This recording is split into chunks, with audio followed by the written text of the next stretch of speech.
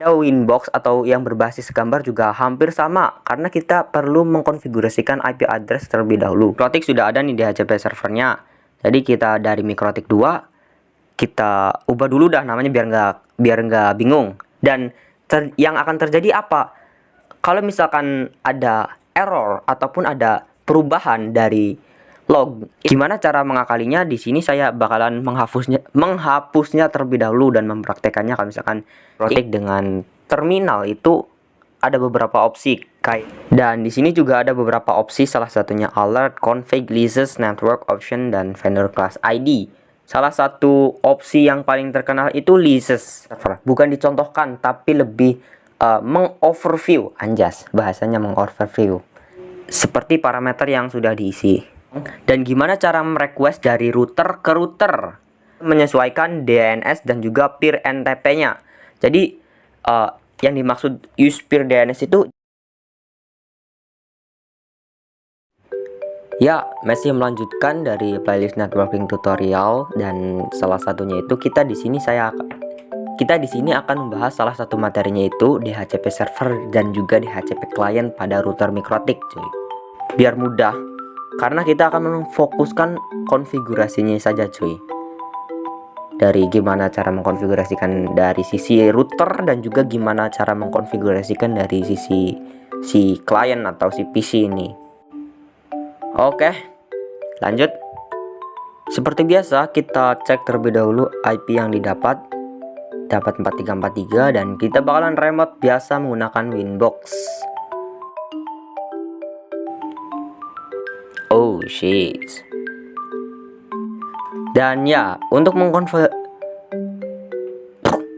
mengkonfigurasikan DHCP server yang harus kita lakukan pertama itu kita mengkonfigurasikan IP address terlebih dahulu. Dan gimana cara untuk mengkonfigurasikan IP address itu agak mudah, dan sebelumnya juga saya sudah membahas salah satu materi IP address dari video sebelumnya. Dan di sini kita gunakan dan praktekkan, cuy, untuk mengkonfigurasikan DHCP server. Jadi dari playlist networking tutorial yang ada di channel ini itu secara berkelanjutan. Kita konfigurasikan IP address terlebih dahulu. Kalau misalkan kita ingin membuat DHCP server, saya contohkan satu-satu untuk gateway-nya. Di situ tadi interface-nya ada 2 ya. Oke, IP address sudah ditambahkan. Nah, untuk mengkonfigurasikan DHCP server pada router Mikrotik dengan terminal itu ada beberapa opsi, kayak seperti biasa ada add untuk menambahkan, disable untuk mematikan, edit juga ada, enable untuk menyalakan, export, find, print untuk menampilkan, remove menghapus, set untuk mengedit, dan setup untuk secara mudah mengkonfigurasikan DHCP server. Karena dengan menggunakan IP DHCP server setup, parameter yang terisi bakalan secara dinamis, cuy. Dan pada video kali ini kita tidak akan menggunakan add karena lebih ribet, dan kita bakalan menggunakan setup saja biar lebih mudah karena parameternya itu sudah terisi secara dinamis dan kita hanya perlu menyesuaikannya saja. Sebenarnya sih bisa kalau misalnya kita menambahkan add, kalau kita menambahkannya pakai command add, tapi ada beberapa parameter yang harus disediakan, jadi ya itu lebih ribet. Dan di sini juga ada beberapa opsi, salah satunya alert, config, leases, network option, dan vendor class ID. Salah satu opsi yang paling terkenal itu leases atau lease ya, karena di dalam tabel lease itu ada macam-macam perangkat jaringan yang terhubung pada DHCP server kita yang ada di router Mikrotik, entah itu di DHCP server untuk wireless, di interface Ethernet 1, Ethernet 2, ataupun ya seterusnya lah. Pokoknya bakalan tertata rapi di table list. Dan salah satu cara penggunaannya itu pernah dijelaskan di video sebelumnya tentang MAC address filtering di wireless LAN router Mikrotik. Jadi kalian kalau misalkan pengen tahu, kalian bisa mengeceknya saja. Nah, di sini saya contohkan kalau misalkan kita menggunakan DHCP server, bukan dicontohkan tapi lebih mengoverview, anjas bahasanya mengoverview. Nah, kalau misalkan kita di tab nih, ada beberapa parameter yang harus diisi kayak misalkan interface-nya, terus juga parameter lain kayak name, search address, dan disable-nya juga harus diisi cuy. Jadi ya lebih ribet. Ini biasa digunakan kalau misalkan kita ingin membuat DHCP server secara khusus. Tapi ya kalau misalkan untuk klien itu baiknya menggunakan setup karena itu lebih mudah dan lebih cepat. Saya contohkan IP DHCP server setup. Nah, kita di sini disuruh untuk memilih interface-nya, yaitu either berapa tadi?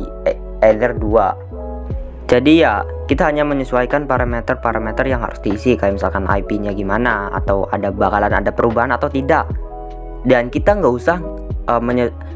usah ribet-ribet bikin IP pool karena di sini secara dinamis sudah tersedia, atau lebih tepatnya secara dinamis bakalan dibuatkan. Kayak misalkan gateway-nya juga kita hanya perlu menyesuaikan.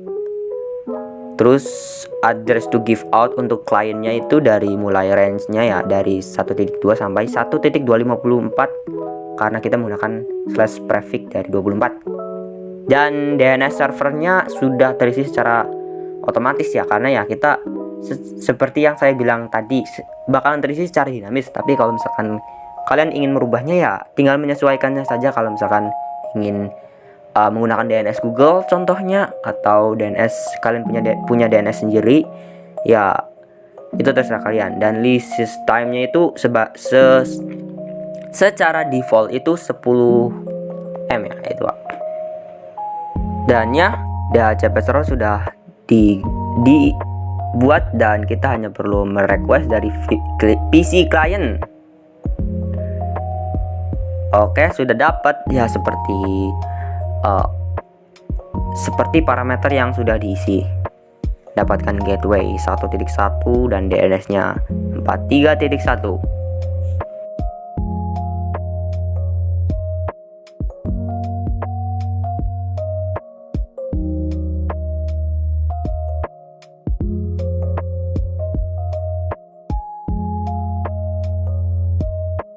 Nah, kalau di PC kan tadi seperti itu ya kalau misalkan mau request DHCP.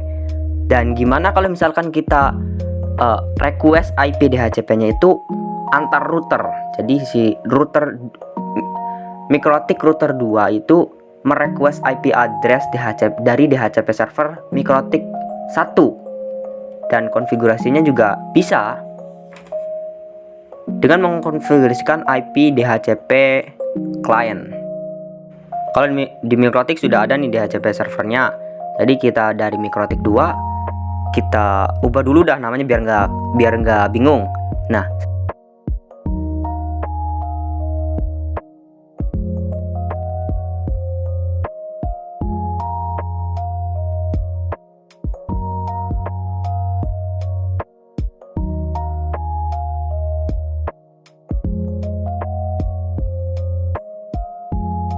kalau di MikroTik sudah ada nih DHCP servernya, otomatis kita mendapatkan IP ya. Dan secara otomatis kita bakalan merequest IP kalau misalkan kita disimulasi EVNG.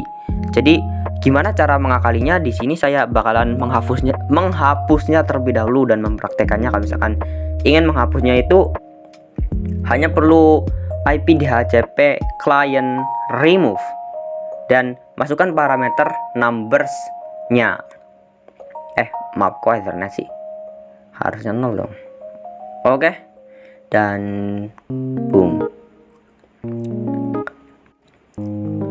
Sudah kosong. Dan gimana cara merequest dari router ke router? Kita hanya perlu merequestnya itu dengan cara IP DHCP client add dan masukkan parameternya seperti interface. Waduh, ini ketutup ya, kelihatan tapi kan ya interface-nya itu either 1 ya. Dan kita masukkan parameter disable no. Dan ini udah beres, kita sudah mendapatkan DHCP client dan juga IP address-nya cuy.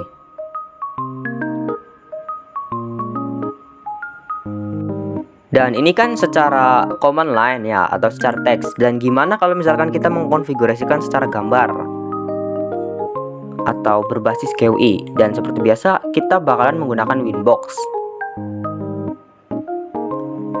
Untuk mengkonfigurasikan DHCP server seperti biasa pada Winbox atau yang berbasis gambar juga hampir sama, karena kita perlu mengkonfigurasikan IP address terlebih dahulu.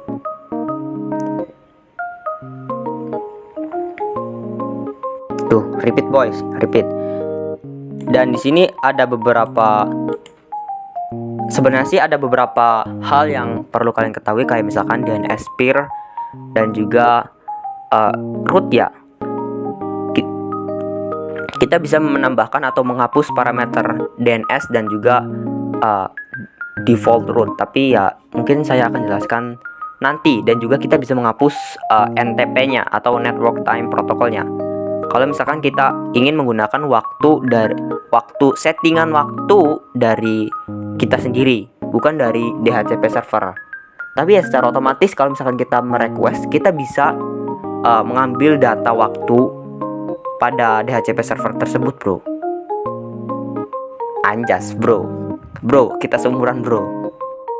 Dan ya seperti yang saya bilang tadi, pada tabel leases itu terdapat beberapa informasi ada tabel informasi dari perangkat klien yang terhubung pada DHCP server kita, dari MAC address dan juga IP address dan juga nama hostnya, cuy.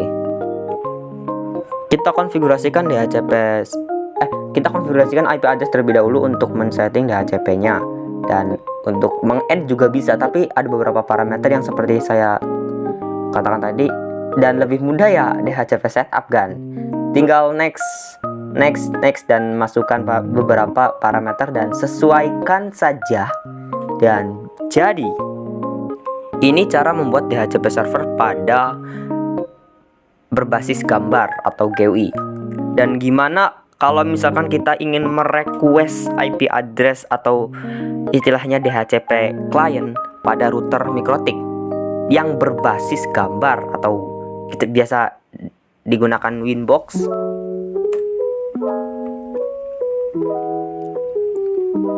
Tapi sebelum itu saya rubah dulu namanya biar nggak keder ya, coy. Caranya itu cukup mudah. Kita hanya perlu pada menu DHCP client, kita hanya perlu meng-add-nya atau menambahkannya dengan mengklik tambah, lalu isikan parameter kayak misalkan interface-nya mana. Dan kita di sini juga bisa menyesuaikan DNS dan juga peer NTP-nya. Jadi yang dimaksud use peer DNS itu, jadi kita bisa menggunakan DNS secara dynamic dari DHCP server tersebut yang disediakan, yaitu 43.1 kalau nggak salah tadi yang saya masukkan dari parameternya. Dan use peer NTP itu kita menggunakan data waktu dari DHCP server. Jadi ini sebenarnya sih tidak direkomendasikan kalau misalkan jaraknya itu jauh. Misalkan contoh kata lah, anjas, contoh kata, istilah kata, lebih keren dong. Istilah kata, kalau misalkan router 1 itu ada di Jakarta dan router 3-nya itu ada di Papua, misalkan, ya itu kan data waktunya berbeda. Ya kita nggak bisa ngambil data waktu dari, bukan nggak bisa, tapi ya nggak etnis lah. Itu bakalan terjadi perbedaan waktu kan harusnya. Kalau misalkan kita menggunakan use peer NTP itu ya kan, waktunya itu bakalan sama. Dan yang akan terjadi apa? Kalau misalkan ada error ataupun ada perubahan dari log, itu kan biasanya tercatat juga waktu perubahannya itu kapan. Jadi sistem administrator jaringan, anjas, sistem administrator jaringan bisa mengeceknya di situ. Kalau misalkan waktunya berbeda, itu gak bakalan bisa diketahui, cuy. Jadi ya itu salah satu contoh problem atau kasusnya. Jadi ya sebenarnya sih tidak disarankan untuk menggunakannya, tapi ya hanya contoh saja, kita biarkan. Klik apply lalu oke, dan jangan ditanya kalau misalkan di sini kenapa ada dua, karena ya yang satunya itu secara default dari Ether 1 merequest dari internet agar saya bisa mengkonfigurasikan lewat inbox.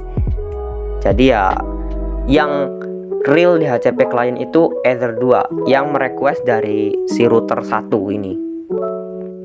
Dan ya cukup sekian, nggak bakalan lama-lama dari tutorial ini, dan sampai jumpa di video dari playlist networking tutorial selanjutnya.